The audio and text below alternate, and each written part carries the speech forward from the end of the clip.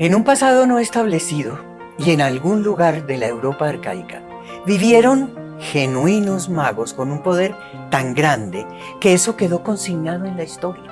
Altos, sabios, espirituales, legendarios, sobrenaturales. Conocían los planos superiores y además estaban conectados con inteligencias externas y en su origen Atlante. El tema de hoy es los druidas y las dríades, unos chamanes ancestrales muy especiales.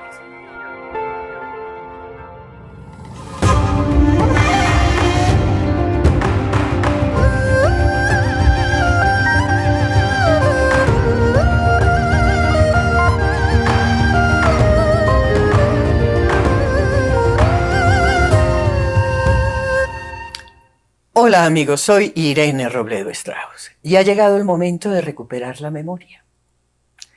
Los druidas y las dríades eran un grupo sacerdotal de los celtas, con su pueblo de origen un poco misterioso, Atlante. Estos seres impresionantes conocían los secretos de la energía, los secretos de la luz humana, los secretos de la naturaleza, con todas sus fuerzas elementales. Eran seres muy poderosos, con la capacidad de predecir. Tenían un total manejo de los elementos, enormes maestros espirituales. Tenían además un sistema especial de memoria, de aprendizaje y de educación. Sabían de medicina, sabían de magia, también eran jueces. Y una cosa muy particular, estos druidas y estas dríadas se comunicaban permanentemente con el pueblo del cielo. Ellos eran unos chamanes ancestrales muy especiales.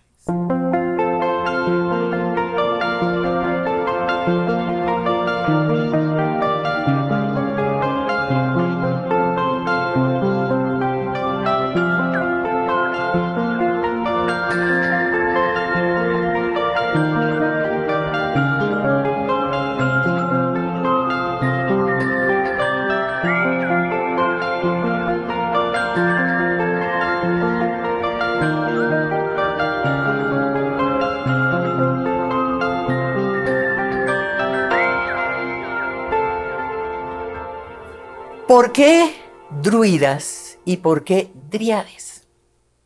En época muy vieja de estos celtas, y estamos hablando de hace milenios, los hombres y las mujeres eran exactamente iguales.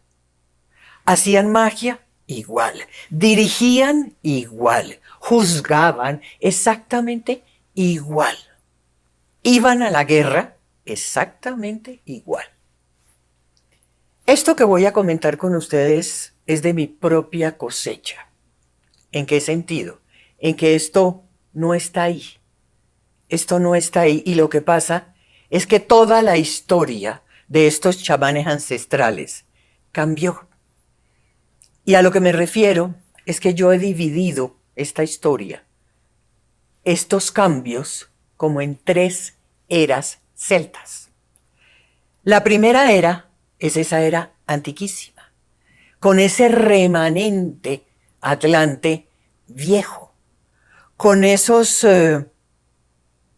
elementos o ese emparentado con los sumerios. Y yo sé que están diciendo, pero los celtas, allá en las Islas Británicas. No.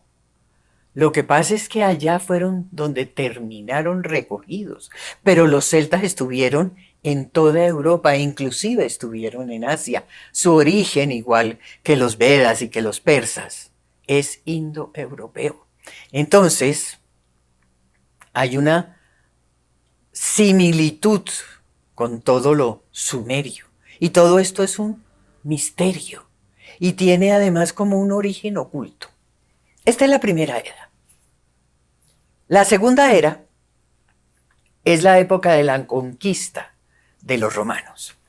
Esta conquista fue una conquista directa, de frente. Les prohíbo esto, esto no se hace, esto no lo repiten, acabemos con todas estas lenguas tradicionales. Lo hicieron de frente. Esa es la segunda era celta. Y la tercera, que fue como el remate de esa decadencia que comenzó con esa conquista romana, es el sincretismo cristiano, que ya no fue tan de frente como los romanos, fue permeando, permeando, permeando toda su historia. Fueron cambiando. Ya hemos hablado en otros videos de las sagas, de esa sustitución, de esa mezcla, precisamente para confundir, donde toda la memoria, de alguna manera, con esa civilización y con esa evangelización, se perdió. ¿Y qué pasó? Los fueron llevando, los fueron restringiendo a esas islas británicas y a esas lenguas también gaélicas, propias de Gales, de Escocia y de Irlanda. Y esa memoria se perdió. Esa memoria se acabó, esa memoria, digamos, se confundió. Y ya al final, cuando quedaron restringidos a esas islas británicas, la verdad, quedaron muy poquitos druidas, muy poquitos druidas. Ahora, ¿de dónde viene esa palabra druida? De una palabra atlante, druid, del idioma atlante ibérnico, que lo mencionan, pero que prácticamente de esa lengua ibérnica no se sabe nada.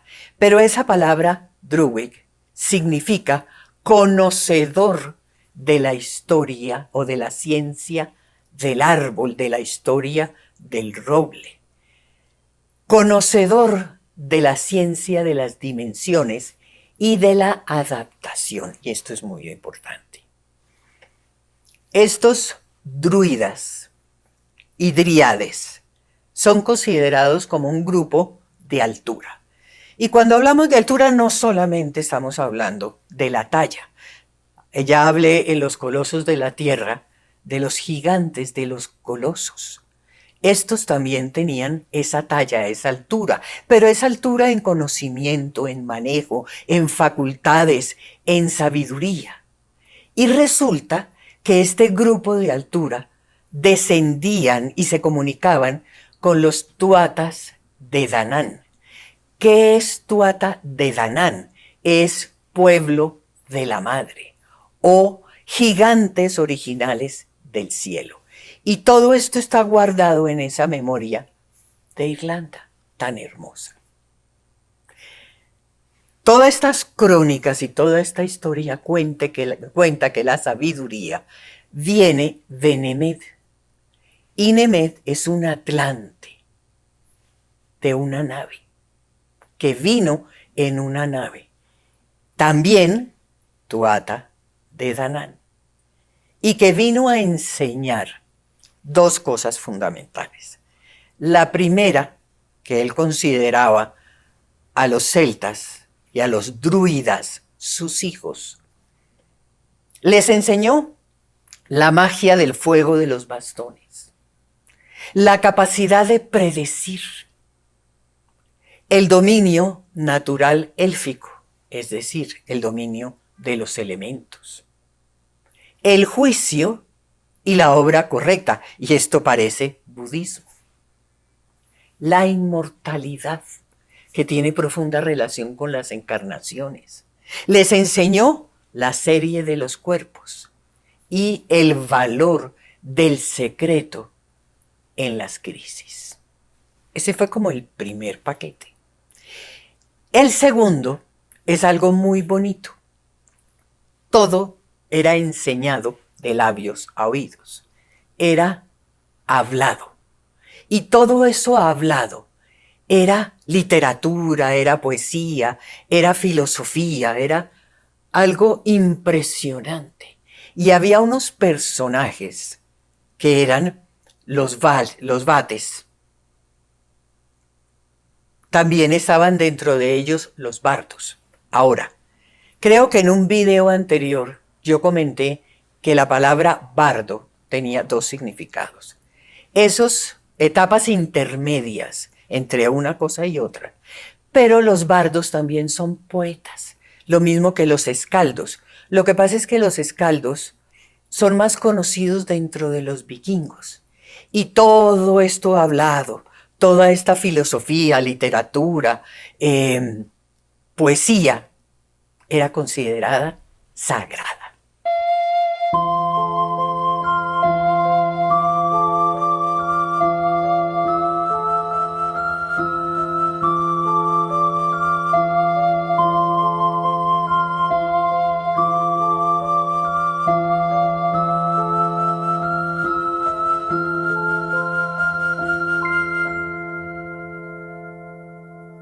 Antes o antiguamente las cosas eran distintas. Los druidas dirigían a los vates y dirigían a los bardos. Inclusive en las crónicas hablan de los drui, los bard y los fili. Y eso después cambió. Y todo esto en esa historia, en esas crónicas guardadas en Irlanda. Tiempo después, estos señores monumentales y mujeres monumentales terminaron siendo unos seres crueles y unos seres malos. Esto es un montaje, es mentira, es para desprestigiarlos. Es todo un montaje absurdo, igual que los indígenas herejes. Esto no es cierto. Miren, además ese nombre celta tiene origen griego, de Keltoi o Keltiki, que significa a su vez gente oculta, gente misteriosa, extraña y alta. Imagínense eso. ¿Cómo se vestían? Las crónicas dicen que vestían unas túnicas blancas, bellísimas, tanto hombres como mujeres, es decir, tanto druidas como driades. Unas túnicas blancas lindísimas de un material muy especial, como entre lana y lino, y que tenían un pectoral bordado en el mismo color, en el mismo tono, con unos emblemas y unas cosas particulares. También llevaban en su cabeza unas coronas verdes, unas coronas verdes con unos elementos de la naturaleza, que también dicen que los elfos se las tejían y que botaban unas luces particulares. Llevaban cetros de mano. Y recordemos que esos cetros son el emblema pequeñito de la columna, porque también tenían unos bastones enormes de madera roja, inclusive muchísimo más altos que ellos, como símbolo de la columna y como símbolo esa orla en la parte de arriba, que tenía una luz como símbolo de iluminación. Muy, muy altos, y que con esos cetros y con esos bastones hacían toda clase de cosas impresionantes.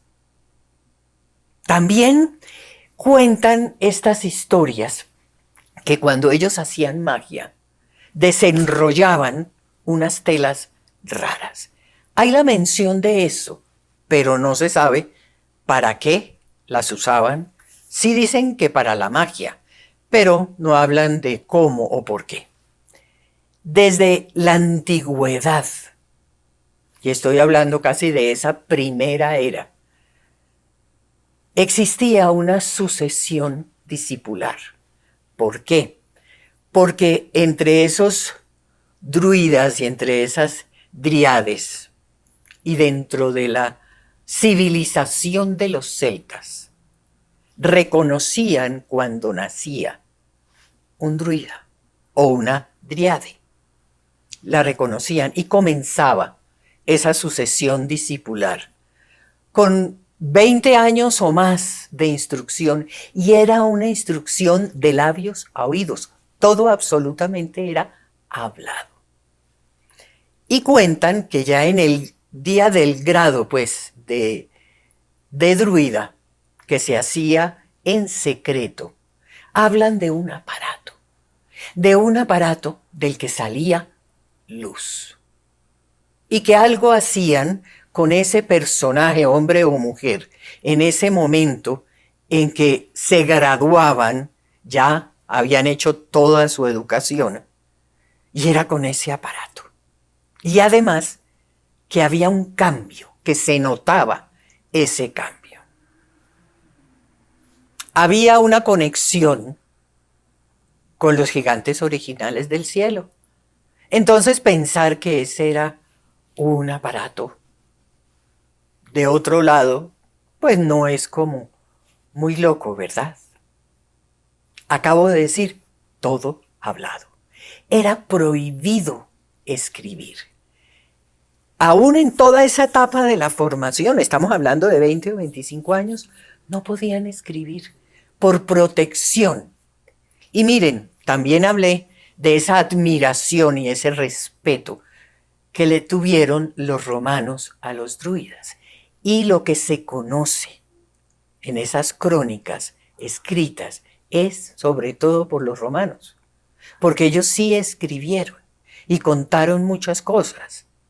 Emperadores, generales, un montón de gente que escribió y que afortunadamente lo hizo.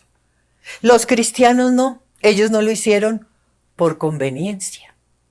Y además, también tenemos que contar con todos esos escritos escoceses, galeses e irlandeses, bellísimos e impresionantes. Pasó el tiempo. Y luego también encontramos como nuevas historias en muchas lenguas. Pero esas historias ya son muy nuevas y ya, no sé, no me parecen como tan bonitas como estas otras. Hay señas, hay muchas pistas de los druidas. Y hay muchas señas y muchas pistas de la criptografía Ogham. Este es un alfabeto complejo, hecho y diseñado para que no se entienda, para guardar un secreto, como encriptado, como muy especial. Un alfabeto hecho en muescas, en ondas, en marcas. Mucho, mucho más viejo. Dicen que tiene 1600, 1700 años, pero la verdad yo pienso que tiene muchísimo más. Le dicen que es las letras de las hadas. La esencia se perdió. Ya no existe. Y con respecto a este alfabeto Ogham, dicen que un atlante llamado Ogma, un tuata de Danann, trajo de las estrellas y del tiempo durante 3 encarnaciones todo este conocimiento. Y además la indicación para la lectura de este Ogham era que se necesitaba leer con los ojos y con las neuronas del cerebro, pero también con el sentimiento, con la intuición. Hablan del sentimiento espiritual. El Ogham es precioso.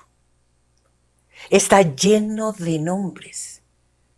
Estas letras son nombres de árboles, roble, sauce, etc.